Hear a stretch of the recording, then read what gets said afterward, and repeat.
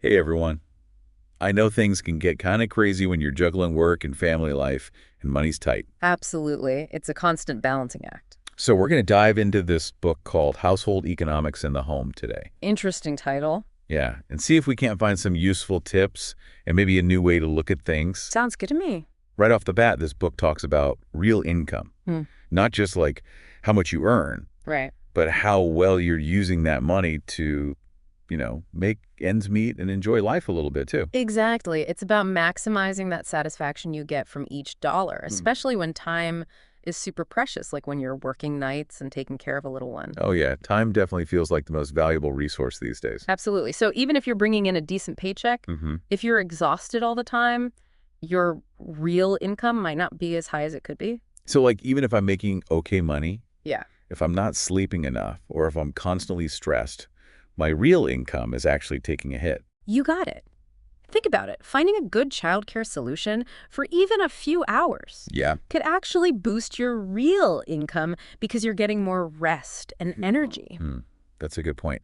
So it's not just about the numbers in my bank account. Mhm. It's about using those numbers effectively to Exactly. create a life that actually feels, manageable. Manageable and enjoyable. And another thing this book really emphasizes is that What's that? your home is a productive unit.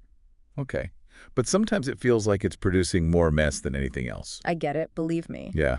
But think about it. All the cooking, the cleaning, taking care of your little one, Yeah. it's all work that contributes to your family's well-being. It's just, sometimes it feels thankless and invisible.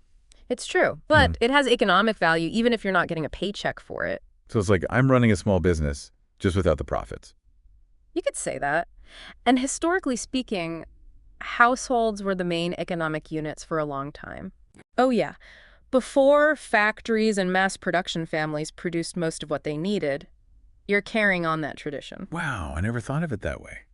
So if my home is this like mini factory of productivity, how do I make sure those resources are being used wisely?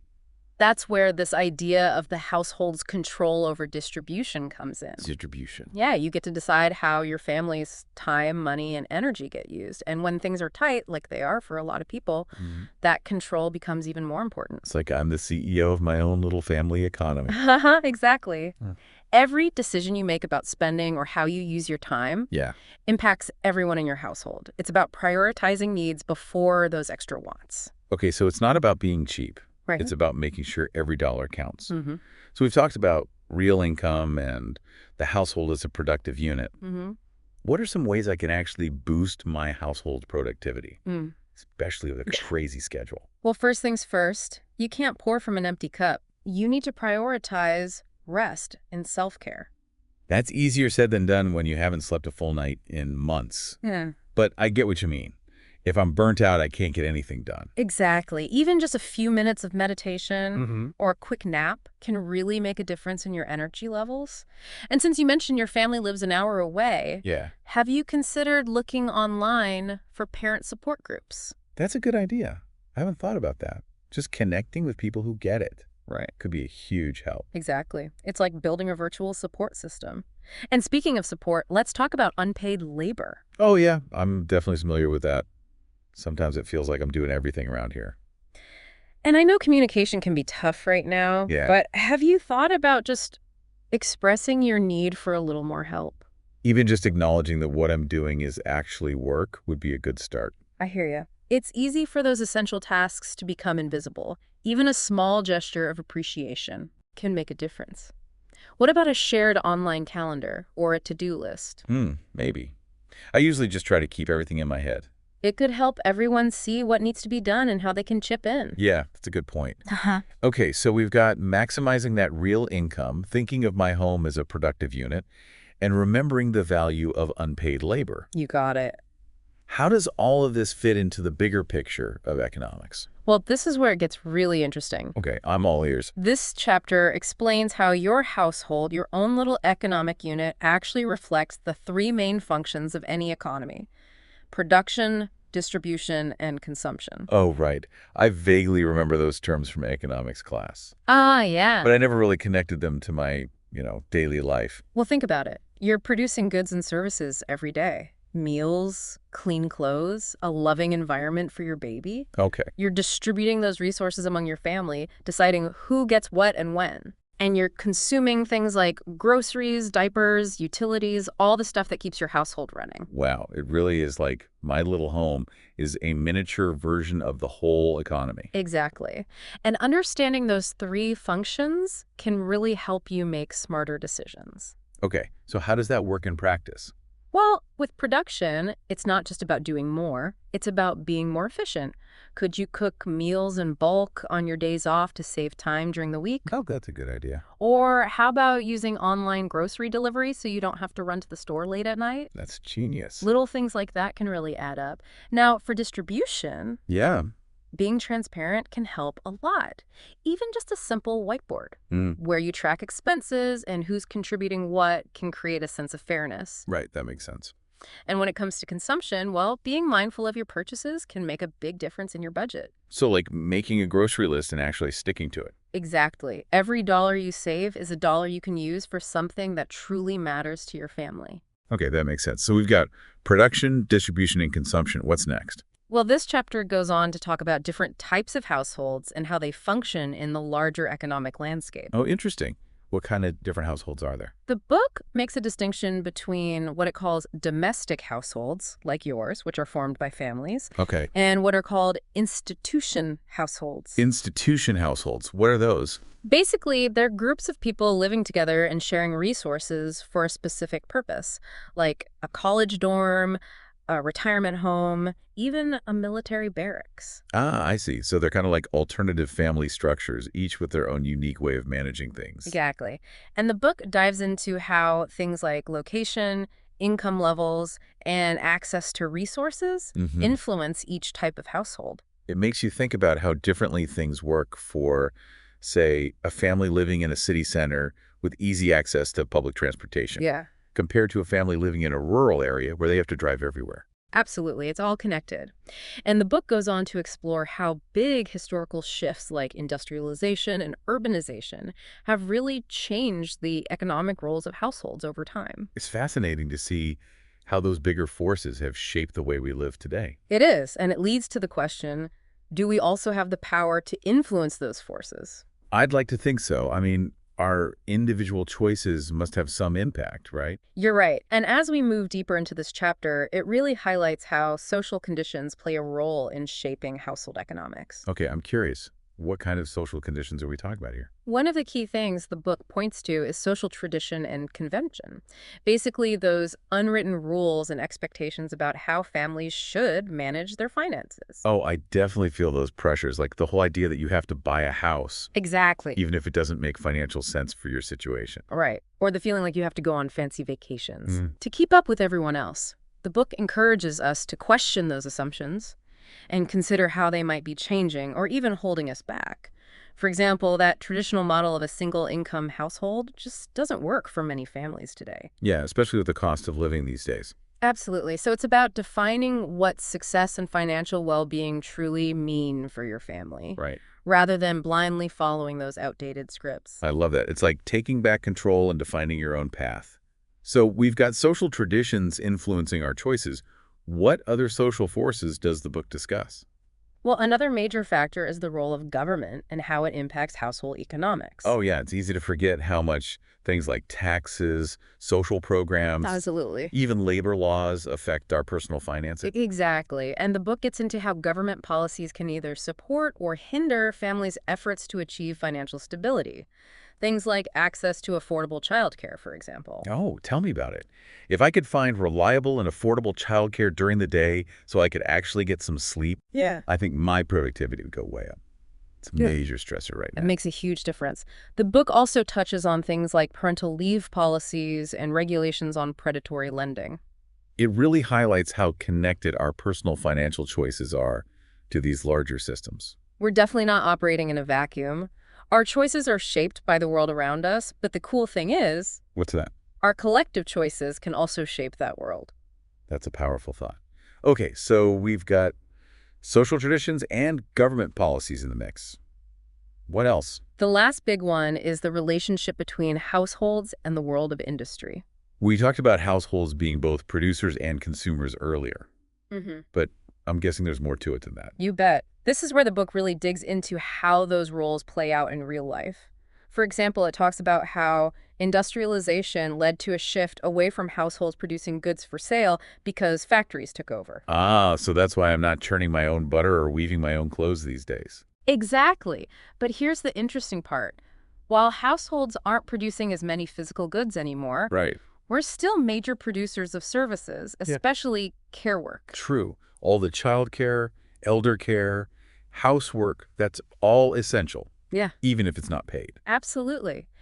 And the book emphasizes how that often invisible labor is vital for both families and the economy as a whole. It's funny, I never thought of my daily chores as contributing to the national economy. They absolutely do. And the book explores how industry has impacted this dynamic. Oh, in what ways? While on the positive side, industry has brought us labor-saving devices and technologies that have made a lot of household tasks easier. Think washing machines, vacuum cleaners, even pre-chopped veggies in the store. Oh yeah, I love my washing machine. Right. They free up a lot of time and energy, but the book also acknowledges that industrialization has brought some challenges for households. Like what? One concern is the increasing commodification of household goods and services. What used to be made at home with a focus on quality and durability is now often mass-produced and designed to be consumed and replaced quickly.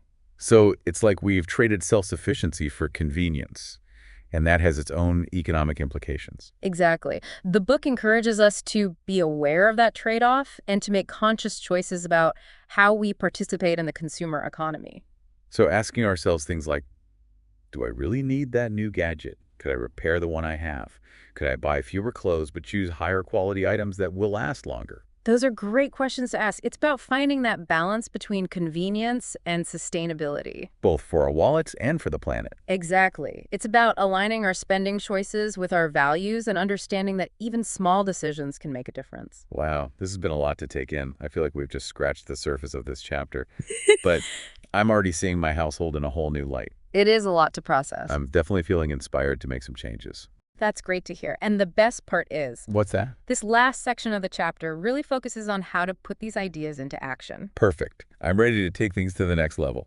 I'm excited to learn how to actually apply these concepts to my life and maybe even make a positive impact on the world around me. That's the spirit. And you know what? What? Your household, even though it may feel small sometimes, actually has a ripple effect on the larger economy. Really? How so? Well, the book breaks it down into 3 key areas: labor, capital, and entrepreneurship. Okay, those are some big concepts. Let's start with labor. How does my household impact the labor market? It all begins with the workforce. You're raising a future worker right now. And the choices you make about child rearing, education, even just creating a supportive environment, all have a big impact on the quality of the workforce down the line. Wow, that's a lot of pressure, but also kind of amazing to think about. It makes all those sleepless nights feel a little more meaningful. It's true. A well-nourished, well-educated, and motivated workforce starts in the home. And it's not just about raising future employees, it's also about instilling values like hard work, creativity, and resilience, which can lead to entrepreneurship. So that's labor. What about capital? I know it has something to do with money and investments, It does. but I'm not sure how it relates to my household. Think of capital as the fuel that powers economic growth. Okay. And one of the main sources of that fuel is household savings. Every time you put money aside, even if it's just a little bit, Yeah. you're contributing to the pool of capital that gets invested in businesses, infrastructure, Oh, wow. all the things that create jobs and opportunities. So my tiny savings account is actually playing a part in the big economic machine. It is. It's not just about saving for a rainy day. It's about investing in a brighter future for yourself, your family, and your community. That's a great way to look at it. It makes those little sacrifices feel a lot more worthwhile. Exactly. Okay, so we've covered labor and capital. Now for entrepreneurship. I always think of entrepreneurship as starting businesses. How does that connect to the home? Entrepreneurship is all about innovation, creativity, and taking risks. And those are qualities that are often nurtured at home. Interesting. By encouraging your child's curiosity, supporting their ideas, even letting them fail and learn from their mistakes. Right. You're building the foundation for their future success. Whether they become an artist, an engineer, a business owner, or anything else. Exactly. You're not just raising a child, you're cultivating a future innovator. That's an awesome thought. So I'm not just managing a household, I'm shaping the future of the economy. You got it. This whole deep dive has been eye-opening. It's amazing to see how interconnected everything is. It is. We're all part of a much larger system, and even the smallest actions can have a ripple effect. Yeah. And that brings us back to you and your current situation. Okay. It's easy to feel overwhelmed when you're juggling so much and money's tight. But remember, you have more control than you think. Some days it definitely doesn't feel that way. I know. But that's why understanding these principles is so important. They give you a framework for making decisions that will benefit you and your family, both now and in the future. Okay, so what's the most important thing you want me and everyone listening to take away from all of this? Even when things are chaotic and uncertain, you have the power to make choices that improve your financial well-being and contribute to a stronger, more just economy. That's a powerful message. It starts with recognizing the value of your work, both paid and unpaid, Hmm. making mindful spending choices, Right. and investing in yourself, your family, and your community. I love that. You're not just a consumer, you're a producer, a distributor, an investor, and an influencer. That's so inspiring. And by understanding that power within your household, you can truly make a difference. This has been such a great deep dive. Thank you for explaining all of this. It's been my pleasure. Remember, knowledge is power. And now you have the knowledge to transform your household economy and create a brighter future for yourself and your family. And to our amazing listener, thank you for joining us. Yes, thank you. We're so glad you're here. Remember, even small changes can make a big difference. So start with one step, one choice, and watch the ripple effect spread. Keep learning, keep growing, and keep making those powerful choices. Until next time, keep diving deep. So we were talking about boosting household productivity. Right. And I think the book has a really good point about making sure you're taking care of yourself too. Because if I don't have the energy to do anything, Exactly. then it doesn't matter how efficient I try to be with everything else. It's so true. And I know you're busy, but even little things can make a difference, like maybe a quick meditation Yeah, a few minutes of mindfulness could probably help a lot. or even a power nap when the baby's asleep. Anything to recharge those batteries. That's a good point. I tend to push through the exhaustion, I know it's hard. but it probably makes me less productive in the long run. Exactly. And you know what else might help since you mentioned your family's an hour away? Have you looked into any online parent groups or communities? Not really. I Yeah. tend to keep to myself, I get it. but I can see how connecting with other parents online could be really helpful. Especially when you're feeling isolated. Exactly. Just knowing you're not alone in those tough moments Right. could make a big difference. Okay, so that's self-care, Mm-hmm. which I definitely need to work on. We all do. But what about all the work that needs to be done around the house? It's a never-ending cycle. It is, and a lot of it falls under what we call unpaid labor. Oh, yeah. I'm very familiar with that concept. Cleaning childcare, it all adds up, and it can be exhausting. And it's often not acknowledged or appreciated. Tell me about it. Mm-hmm. Some days it feels like I'm doing everything around here. It's so easy for that work to become invisible, especially when communication is strained. Yeah, that's definitely a factor in my family right now. We don't really talk much. I see. Well, have you considered maybe trying to express your need for more help? Even just a little bit. Yeah. I don't know. It's hard to even know where to start. It feels like everyone just expects me to do it all. It's hard to break out of those patterns, but even small gestures of appreciation can go a long way. Yeah, that's true. What about trying something visual, like a shared online calendar? Maybe. I usually just keep track of everything in my head. That can get overwhelming. A visual reminder could help everyone see what needs to be done and pitch in a little more. That's a good point. Okay, so we've talked about prioritizing self-care and recognizing the value of all that unpaid labor. What's next? How do these ideas fit into the bigger picture? This is where the book really dives into some fascinating concepts. Okay, I'm listening. It explains how your household is like a microcosm of the entire economy. It goes through these three main functions of an economy. Wait, is this going back to like Econ 101 stuff? Kinda, but we're going to make it relevant to your life. Okay, good, because I barely passed that class. Well, the three functions are production, distribution, and consumption. Okay, I vaguely remember those. So production is all about creating goods and services. Okay. And you're doing that every day. Meals, clean clothes, a safe and loving environment for your baby.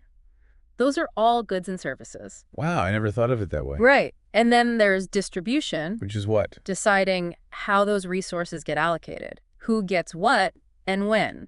So, like, deciding who gets to sleep in on the weekend. Exactly. Or how much of the budget goes towards groceries versus diapers. Right, right. And then consumption is just, well, using those goods and services. Exactly. It's everything from eating those meals you prepared to using those diapers you bought. So my household is like a little economic engine. I'm producing, distributing, and consuming all the time. You got it. And the book argues that understanding these three functions can help you make better decisions for your household. So it's not just about theoretical economics. Sure. It's about practical ways to manage my family's resources. Exactly. For example, when it comes to production, it's not just about doing more, it's about being efficient. So like what we were talking about earlier with meal prepping and online grocery shopping. Exactly. Little tweaks to your routine can make a big difference. And then for distribution, it's about being fair and transparent. Right, like that whiteboard idea for tracking expenses and contributions. Exactly. And with consumption, it's about being mindful of your spending choices, sticking to that grocery list, Yeah. resisting those impulse buys. Academic stuff. But so worth it. Every dollar you save is a dollar you can use towards something that really matters to your family. And this actually leads into another interesting point the book makes. What's that? It talks about how households are influenced by all sorts of things, like social traditions. Oh, yeah, like those expectations about buying a big house or going on fancy vacations. Exactly. And those traditions aren't always helpful, especially when they put financial pressure on families. The book encourages us to question those norms and figure out what truly works for us. I like that. So it's not about keeping up with the Joneses. It's about figuring out our own definition of success and financial well-being. Exactly. It's about creating a household that aligns with your values, not someone else's. And, another big influence on households, What's that? government policies. Oh, yeah. Things like taxes and social programs definitely impact our finances. Absolutely. And the book talks about how policies like access to affordable childcare can make a huge difference for working families. Oh my gosh, yes. If I could find affordable childcare, It would be a game changer. it would change my life. And the book also touches on things like parental leave and regulations on predatory lending. It's crazy how all these things are connected. It is. Our personal finances are intertwined with these larger systems, and it's important to be aware of that. And there's one more connection the book explores that I think is really fascinating. What's that? The relationship between households and the world of industry. We talked about households as producers and consumers before, We did. but I have a feeling there's more to this story. You bet. The book goes into how industrialization led to this big shift away from households producing goods for sale. Factories kind of took over that role. Right. That's why I'm not out there making my own clothes or growing all my own food. Exactly. Yeah. But here's the thing. While households aren't making as many physical goods anymore, we're still major producers of services. This is. All that child care, elder care, housework, that's all essential work, even if it doesn't come with a paycheck. It's true. I never thought of it as contributing to the economy. Oh, it absolutely does. And the book explores both the benefits and the challenges that industry has brought to households. Like what? Well, on the one hand, we have amazing labor-saving devices like washing machines and vacuum cleaners. Guys, savers. Right. But on the other hand, there's this increasing commodification of things that used to be produced at home. Commodification. It means turning things into products that are bought and sold. Oh, okay. So instead of making things ourselves, we buy them. Yeah. And those mass-produced items aren't always as durable or high quality. Right. It's all about convenience and disposability these days. Exactly. So the book encourages us to think about that trade-off and make conscious choices. Do we really need that new thing, or could we repair what we have? Right. It's about finding that balance between convenience and sustainability. You got it. It's about aligning your spending with your values and understanding that every choice matters. Wow, this has been a lot to take in. I feel like my brain is exploding with new ideas. It's a lot to process, but you know what? The last part of this chapter is all about putting these ideas into action. Perfect. I'm ready to take all this knowledge and actually do something with it. So remember how we were talking about how your household can actually have an impact on the larger economy? Yeah, that was pretty mind-blowing. Right. Well, the book dives even deeper into that idea in this last section. Okay, I'm ready for more mind-blowing. It all comes down to these three key areas: labor, capital, and entrepreneurship. Those are some big economic forces. They are, but they all connect back to those everyday choices we make in our households. Okay, I'm intrigued. Let's start with labor. How does my household impact the labor market? I mean, I'm just trying to keep a tiny human alive over here. I hear you. But think about it. You're raising a future worker right now. True. And all those decisions you're making about child rearing, education, even just creating a loving and supportive environment, Mm. all of that contributes to the quality of the workforce down the line. Wow, I never thought of it that way. So like those late night feedings and diaper changes, Yeah, they're actually an investment in the future economy. exactly. A well-nourished, well-educated, and motivated workforce starts in the home. And it's not just about raising future employees either. It's about instilling those values of hard work, creativity, and resilience Okay. that can lead to entrepreneurship. Okay, so that's labor. What about capital? Mm. No, it has something to do with money, It does. but I'm not sure how it relates to my household. Think of capital as the fuel that drives economic growth. Okay. And one of the biggest sources of that fuel is household savings. Yeah. Every time you put money aside, Even if it's just a few dollars. yep, even a few dollars, you're contributing to the pool of capital that gets invested in businesses, infrastructure, research, and development. Wow. All the things that create jobs and opportunities. So my tiny savings account is actually playing a role in the big economic machine. Absolutely. It's not just about saving for a rainy day. It's about investing in a brighter future for yourself, your family, and your community. I love that. It makes those small sacrifices feel so much more worthwhile. Okay, so we've talked about labor and capital. Mm-hmm. What about entrepreneurship? I usually associate that with, starting businesses and stuff. Right. But entrepreneurship is really about innovation, creativity, and taking risks. Okay. And those are qualities that are often nurtured in the home. By encouraging your child's curiosities, supporting their ideas, even letting them fail and learn from their mistakes, Yeah. you're setting them up for success. Whether they end up starting a business or not, those skills are valuable. Exactly. They're transferable to any field. This is so cool. I never thought about my role as a parent in these terms before. It's like I'm not just raising a child, I'm shaping the future of the economy. You are. It's all connected. This whole deep dive has been mind-blowing. It's really shifted my perspective on things. I'm glad to hear that. And you know what? Okay. Even though it might feel like you're just trying to get by day to day, Oh, believe me, some days that's all I can manage. I know, but even in the midst of all the chaos and uncertainty, Yeah. you have the power to make choices that improve your financial well-being. Okay, so what's the key takeaway here? What's the one thing you want me and everyone listening to remember? You have more control than you think, even when things feel really tough. It starts with recognizing the value of your work, both paid and unpaid, Right. making mindful spending choices that align with your values, Yeah. and investing in yourself, your family, and your community. That's a great message. It's so empowering. It's a reminder that even when things feel overwhelming, our choices matter. They do. You're not just a consumer, you're a producer, a distributor, an investor, and an influencer. And by understanding the power you hold within your own household, you can make a real difference. This has been such an amazing deep dive. Thank you so much for walking us through all of this. It's been my pleasure.